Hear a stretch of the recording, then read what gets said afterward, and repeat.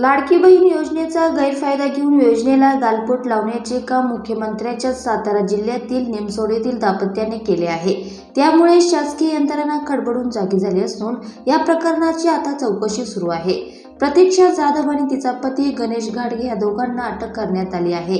त्यांना न्यायालयासमोर हजर केले असता 6 सप्टेंबर पर्यंत पोलीस कोठडी देण्यात आली। विविध आधार कार्डचा वापर व विविध पेरावा करून एकच बँक खाते क्रमांक देऊन लाडकी बहीण योजनेचे प्रतीक्षा जाधव हिने पती गणेश घाडगे यांच्या मदतीने एकूण 30 अर्ज भरले।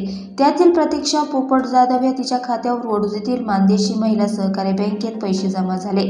अधिक पैसे मिळवण्याच्या उद्देशाने तिने फसवणूक केल्याने प्रतीक्षा आणि तिच्या पतीवर गुन्हा दाखल करण्यात आल्याचे पोलीस अधीक्षक समीर शेख यांनी सांगितले। गुगलवर आधार कार्ड सर्च करून या दाम्पत्याने हे 30 अर्ज दाखल केले होते। प्रतीक्षा जाधव हिने जेमतेम 12वी शिक्षण झालेला पती गणेश संजय घाडगे याच्या मदतीने शासनाची फसवणूक केल्याचे निष्पन्न झाले।